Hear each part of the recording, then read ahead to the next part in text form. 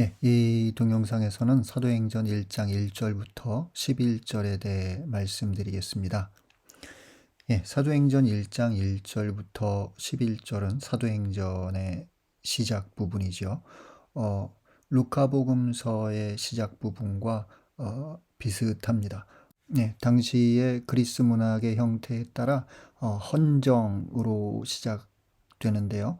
그 루카복음서도 그렇고 사도행전도 그렇고 테오필로스에게 헌정됩니다. 예, 텍스트를 함께 읽어보지요. 1장 1절과 2장 2절은 이제 한 문장인데요. 그리스 말에서 이제 직역해 본다면 다음과 같습니다. 첫째 로고스를 나는 행하였다. 예, 여기서 우선 첫째는 첫째라고 번역할 수도 있고 또는 이전 이라고 번역할 수도 있겠습니다. 로고스는 말씀으로 보통 번역이 되지만 이 문맥 안에서는 책으로 번역할 수도 있겠습니다.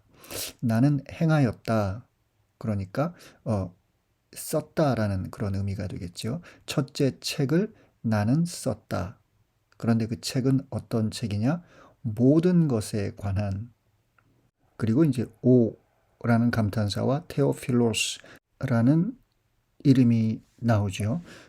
고대 그 그리스 문학에서는 이렇게 좀 어순을 섞어 놓는 것을 멋있다고 생각한 것 같아요. 고대 그리스 문학의 수사적 기법이라고 봐야겠죠. 그리고 이제 모든 것에 관한과 연결되는 내용이 나옵니다. 예수가 행하고 가르치기 시작했던. 그래서 오늘날 뭐 우리말로 이제 의역해 본다면 오 테오필로스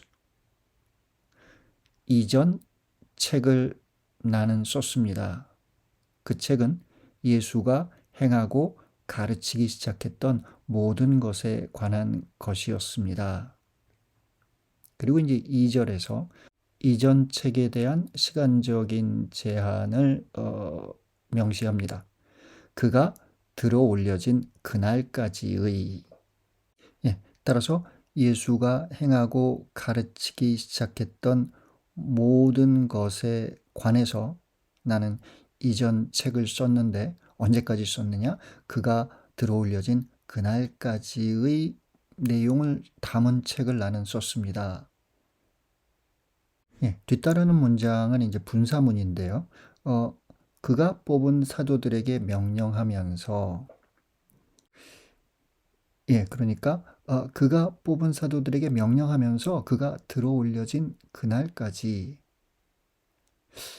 그 마지막 표현이 약간 애매합니다. 성령을 통하여. 이 성령을 통한다는 것이 그가 성령을 통하여 뽑았다는 이야기인지 아니면 그가 성령을 통하여 명령했다는 이야기인지 이것이 애매합니다만 대부분의 주석가들은 그가 뽑은 사도들에게 성령을 통하여 명령하면서 그가 들어 올려진 그날까지로 2절의 의미를 알아듣습니다. 예, 이렇게 1절과 2절은 루카복음서 전체를 요약하면서 사도행전 역시 루카복음서와 마찬가지로 테오필로스에게 헌정되고 있음을 밝히지요.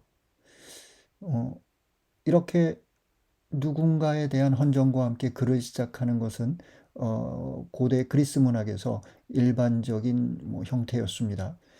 그렇지만 테오필로스라는 이름이 한 개인의 이름인지에 대해서는 토론이 있습니다. 테오필로스, 하느님을 사랑하는 자라는 뜻이지요. 그래서 연구가들은 테오필로스가 초기 공동체의 구성원을 부르는 하나의 호칭 아닐까라고 생각하기도 합니다. 예, 한 작품에 헌정이 있어야 되니까 누구에겐가 헌정을 해야 될 텐데 그런데 초기 공동체의 그리스도인들 테오필로스라는 일반적인 명칭을 사용해서 자신의 작품을 루카가 헌정한 것이 아닐까 뭐 이런 생각인 것이죠.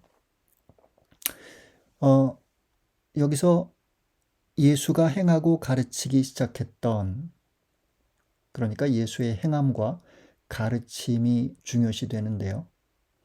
어 우리말의 뭐 언행이라고 우리가 이걸 더 축약해서 볼 수도 있겠지만 여기서는 단지 말과 행이라는 집합적 개념을 뛰어넘는 예수 사건을 통해 일어난 구원의 실제를 총체적으로 지칭하는 표현으로 이 표현을 알아들어야 하겠습니다. 예, 루카 작품의 일부에 해당하는 루카 복음서에서 보도된 예수의 가르침과 행함은 이제 예수의 승천 후에 그의 명령을 따르는 사도들의 역사로 이어집니다. 그러나 그 사도들이 자신들의 판단에 의해서가 아니라 성령이 그들을 동반하고 있다라는 것을 표현하기 위해서 1장 2절의 마지막 부분에 성령을 통하여라는 그 표현이 그 문학적 애매함에도 불구하고 여기에 등장하는 것이 아닐까라고 우리가 생각해 볼 수 있겠지요. 예수의 승천 후 루카가 시작하는 자신의 작품의 2부는 따라서 두 주인공을 갖고 있다고 볼 수 있습니다.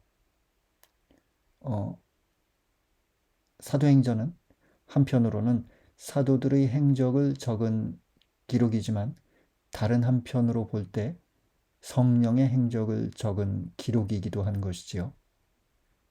여기서 루카가 스스로 의도했는지는 확신할 수 없으나 삼위일체 신학의 작은 스케마와 만나게 됩니다.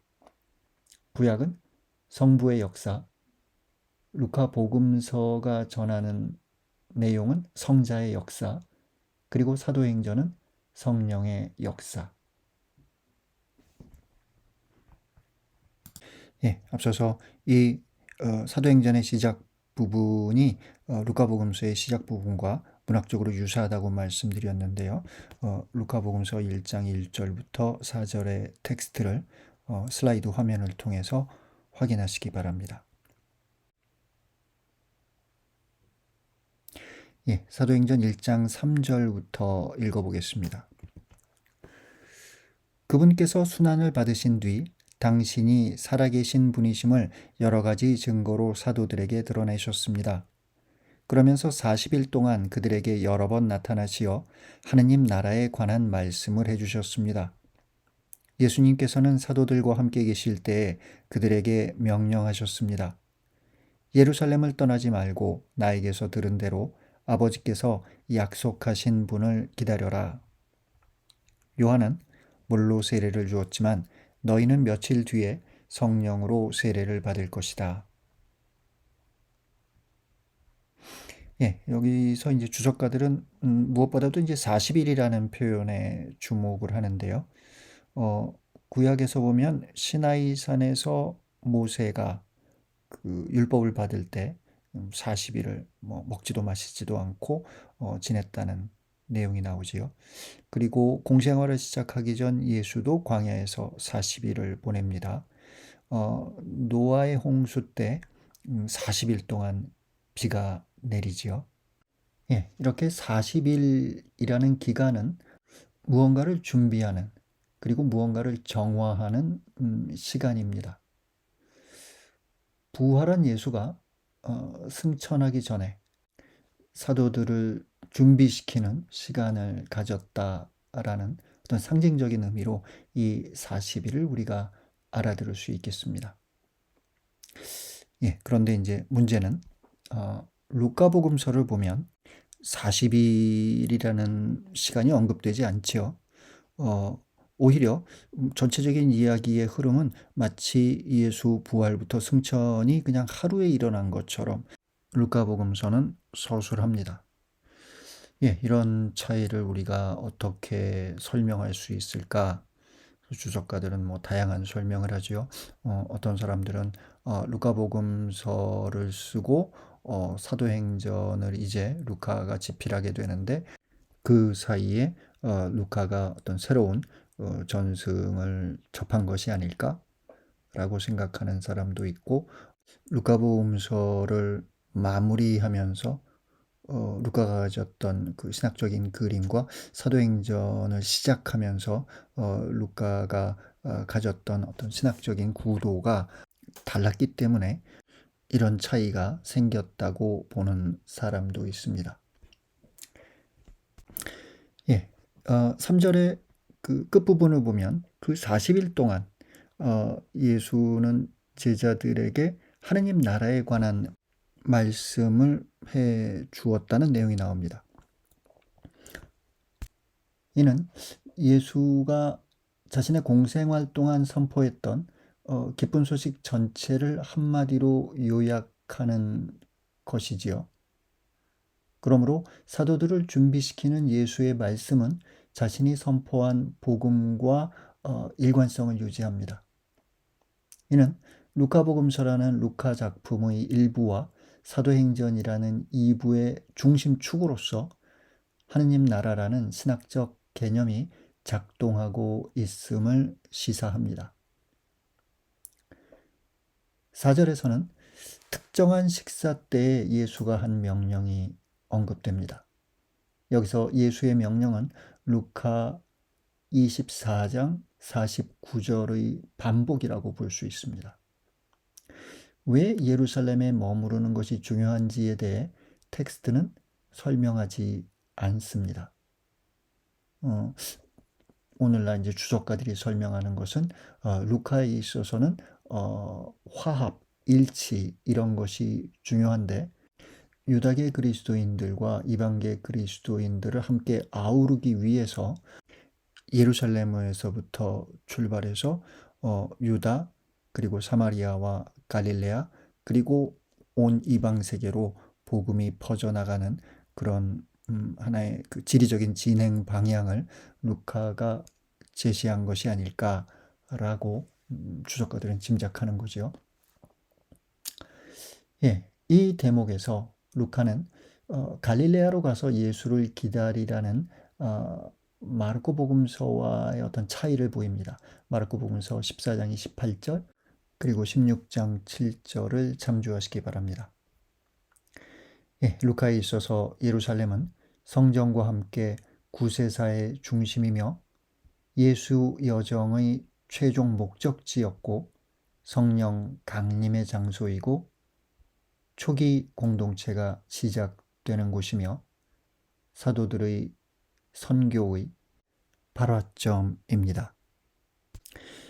예, 사도행전 1장 5절의 내용은 마르코 복음서 1장 8절 등에서도 우리들이 만났던 세리자 요한의 증언과 비슷한데요. 요한의 세례와 성령의 세례는 하느님의 구원 역사를 시간적으로 구분하는 기준으로 등장하는 것 같습니다. 예수의 시간이 공관복음이 전하는 대로 요한의 세례로 출발하였다면 사도들의 시간, 교회의 시간은 성령의 세례로 출발합니다.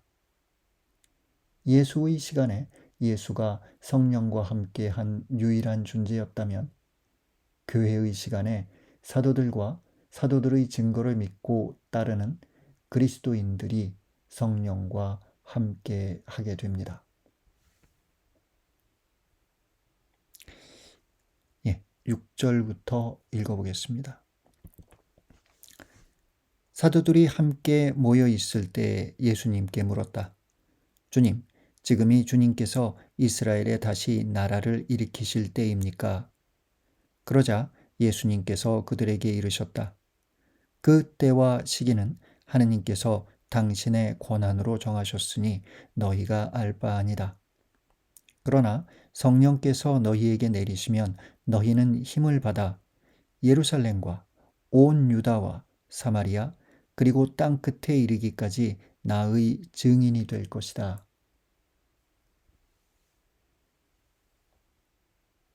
예. 제자들이 질문을 하죠. 주님, 지금이 주님께서 이스라엘에 다시 나라를 일으키실 때입니까? 예.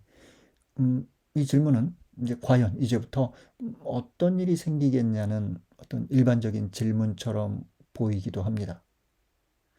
결국 사도행전 전체가 전하는 역사, 예수의 부활과 승천으로 마무리되는 루카의 작품의 일부가 끝나고 이제 주인공이 없는 듯한 제2부에서 어떤 일이 벌어질까를 궁금해하는 어떤 독자들이 던질 수 있는 질문을 여기서 이제 제자들이 대신 던져주고 있는 것이지요.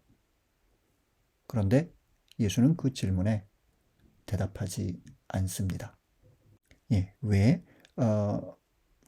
예수가 그 질문에 대답하지 않는지는 사도행전 전체 내용을 읽고 난 후 명확해집니다. 여기서 제자들이 이렇게 질문하죠. 주님, 지금이 주님께서 이스라엘에 다시 나라를 일으키실 때입니까? 제자들의 관심은 아직 이스라엘을 벗어나지 못하고 있지요. 그리고 다시 나라를 일으키실 때입니까? 이 표현 역시 유다 전통의 메시아니즘을 아직 벗어나지 못한 듯한 그런 느낌을 주는 질문이지요. 루카복음서 19장에서도 이제 비슷한 그 내용을 우리가 만나게 되는데요. 19장 9절. 그러자 예수님께서 그에게 이르셨다. 여기서 그는 이제 자케오입니다. 오늘 이 집에 구원이 내렸다. 이 사람도 아브라함의 자손이기 때문이다. 사람의 아들은 잃은 이들을 찾아 구원하러 왔다.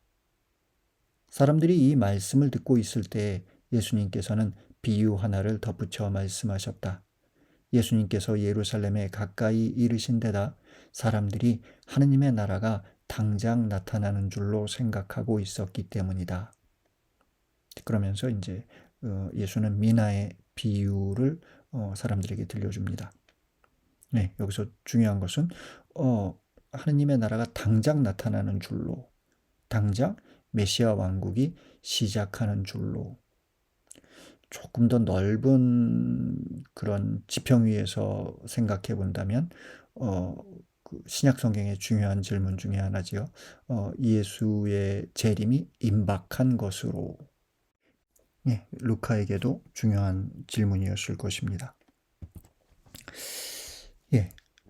물론 이 질문을 조금 더 깊이 있게 우리가 생각해 볼 수도 있겠습니다. 지금이 주님께서 이스라엘에 다시 나라를 일으키실 때입니까? 오늘의 언어로 우리가 이것을 재해석해 본다면요.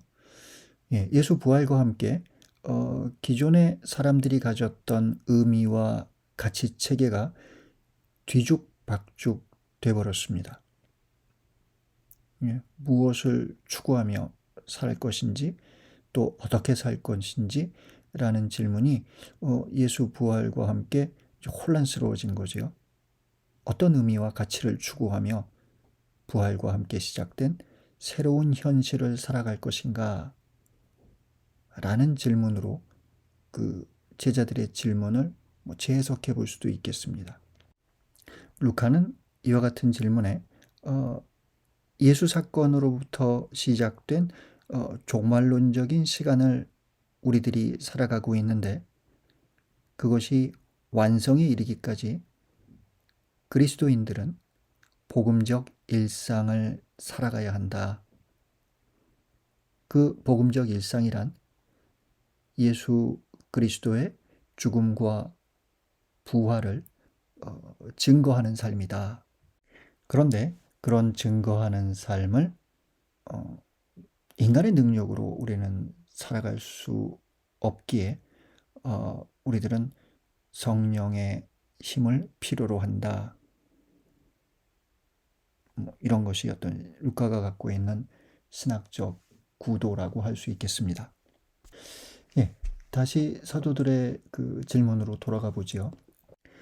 세속적 관점에서 사도들의 질문을 생각해 본다면 사도들이 혹시 하느님의 나라가 재건되었을 때 자신들이 받게 될 상에 대한 기대감 같은 것을 갖고 있었던 것은 아닐까라는 그런 의심이 생깁니다.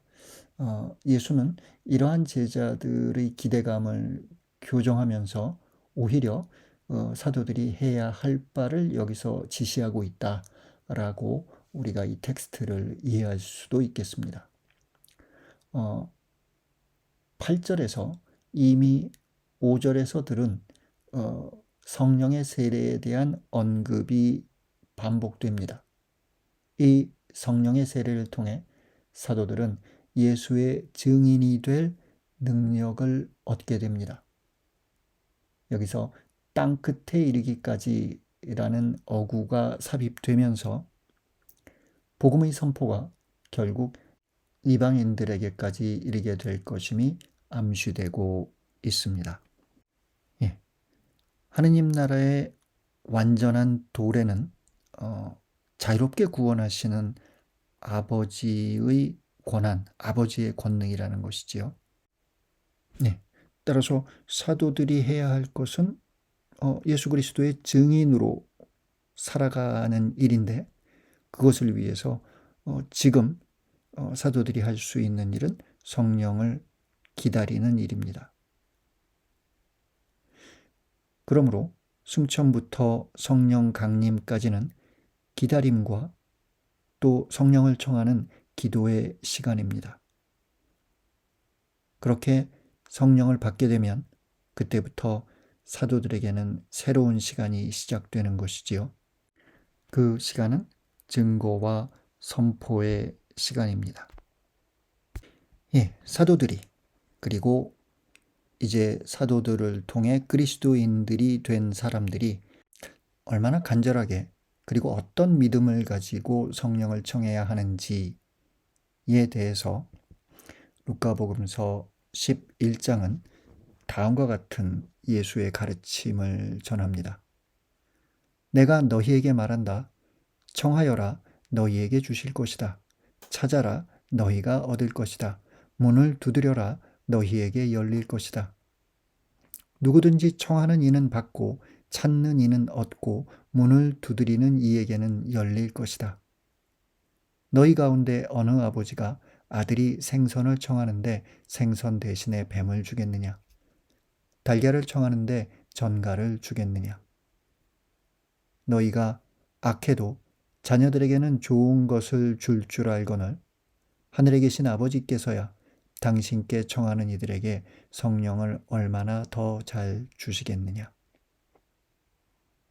네. 우리가 이 뒤에 나오는 내용을 읽지 않고 청하여라, 찾아라, 두드려라, 그러면 너희에게 주실 것이고 얻을 것이고 열릴 것이다 라는 요 내용까지만 읽게 되면 마치 무엇을 청하든 또 무엇을 찾든 기도만 하면 된다는 뜻으로 이 내용을 오해할 수 있겠죠. 여기서 루카가 얘기하고자 하는 바는 우리가 얼마나 간절히 성령을 청해야 하는지, 그리고 우리가 어떤 믿음을 가지고 어떤 신뢰를 가지고 하느님께 성령을 청해야 하는지에 관한 가르침으로 이 대목을 알아들을 수 있겠습니다. 루카복음서 18장 1절에도 다음과 같은 내용이 나오는데요. 같은 맥락에서 우리가 이해해야 되겠습니다. 예수님께서는 낙심하지 말고 끊임없이 기도해야 한다는 뜻으로 제자들에게 비유를 말씀하셨다. 네, 사도행전 1장 9절부터 읽어보겠습니다. 예수님께서는 이렇게 이르신 다음 그들이 보는 앞에서 하늘로 오르셨는데 구름에 감싸여 그들의 시야에서 사라지셨다. 예수님께서 올라가시는 동안 그들이 하늘을 유심히 바라보는데 갑자기 흰옷을 입은 두 사람이 그들 곁에 서서 이렇게 말하였다. 갈릴레아 사람들아, 왜 하늘을 쳐다보며 서 있느냐? 너희를 떠나 승천하신 저 예수님께서는 너희가 보는 앞에서 하늘로 올라가신 모습 그대로 다시 오실 것이다. 예, 9절은 루카복음 24장 51절과 비슷한 내용을 전합니다. 약간 수정된 형태지요. 9절에서는 특히 사도들이 지켜보고 있는 가운데 예수가 승천하였다는 것이 강조됩니다. 즉, 사도들은 예수 승천의 증인들이라는 것이죠. 여기서 이제 구름이 언급되는데요. 구약에서와 마찬가지로 구름은 신적 현존의 문학적 표상입니다. 예, 10절과 11절 이제 예수는 떠났죠. 부활한 예수와 함께 이스라엘을 위한 나라를 재건할 그런 기대에 부풀어 있던 제자들은 오히려 예수의 떠남을 체험합니다. 사실상 갈릴레아를 떠나 예루살렘을 향하는 순간부터 예수의 여정은 계속해서 위를 향하고 있습니다. 신학적으로뿐만 아니라 지리적으로도 예루살렘은 유다의 다른 지역보다 높은 위치에 있습니다. 예, 따라서 이제 히브리어 표현으로도 그렇고요. 신약 성경의 이제 그리스어 표현으로도 이제 그렇습니다. 예루살렘으로 간다 보다는 예루살렘으로 올라간다. 예루살렘에서 왔다 보다는 예루살렘에서 내려왔다가 더 일반적인 표현이지요. 이렇게 예루살렘으로 올라간 예수는 다시 한번 십자가에서 들림을 받지요. 그리고 승천을 통해 그 들림이 절정에 이르게 되는 것입니다. 예, 그렇게 그들이 하늘을 유심히 바라보는데 흰옷을 입은 사람 둘이 등장합니다. 루카복음서 24장 4절을 연상시키는데요. 예, 빈무덤 이야기에서 마테오 복음서에서는 여인들이 눈처럼 흰옷을 입은 천사를 만납니다. 마르코 복음서에서는 하얗고 긴 겉옷을 입은 젊은이를 만납니다. 요한 복음서에서는 하얀 옷을 입은 두 천사가 등장합니다. 루카 복음서에서는 흰 옷을 입은 두 사람이 빈무덤 사건에서 등장하고 또 여기서 승천의 그 자리에서도 나타납니다. 빈무덤 사건에서 그 두 사람은 여인들의 부족한 믿음을 교정해 주지요. 사도행전에서 그 두 사람은 하늘만 쳐다보고 있는 사도들을 교정합니다. 이 부분에서 사도들이 예수의 증인으로 활동해야 할 시간이 정해집니다. 예수가 하늘로 오르고 사도들에게 성령이 내리면 사도들의 시간, 곧 교회의 시간이 시작될 것입니다. 예수가 하늘로 오른 모습 그대로 다시 올 때까지 교회는 예수 그리스도를 증거하는 일상을 살아가야 합니다. 예. 이렇게 본다면 오늘의 독서는 많은 내용을 함축하고 있지요. 사도행전을 시작하면서 예수 그리스도의 명령, 가르침, 꾸짖음, 그리고 약속 등등이 오늘의 독서에 함축되어 있습니다. 루카복음서의 마무리를 보자면요, 예수의 승천을 전하면서 다음과 같은 내용이 부각됩니다. 유다 종교 권력과 로마 정치 권력은 예수를 죽여 없애버리려고 하고 그리고 무덤에 묻어 잊혀지게 하려고 했으나 예수는 죽음을 이기고 승리하여 영광스럽게 되었다. 예, 이게 어떤 루카복음서의 장엄한 마무리겠죠. 사도행전의 시작 부분에서는 그 시간이 굉장히 늘려집니다. 40일 동안 제자들을 가르치시죠. 하느님 나라에 대해서. 하지만 그럼에도 불구하고 사도들에게 그것만으로는 충분하지 않았던 것 같습니다. 사도들은 예수를 증거하기 위해서 성령의 힘을 받아야 합니다. 그리고 그 성령을 청하고 기도하며 기다려야 합니다. 이 점이 바로 루카가 사도행전을 읽는 독자들에게 하고 싶은 이야기인데요. 먼저 여러분들은 기도하십시오. 성령을 청하는 그런 기도를 하면서 기다리십시오. 그리고 그 성령의 힘과 함께 예수 그리스도를 증거하는 일상을 살아가십시오. 예수 그리스도가 하늘로 올라갔던 모습 그대로 다시 올 때까지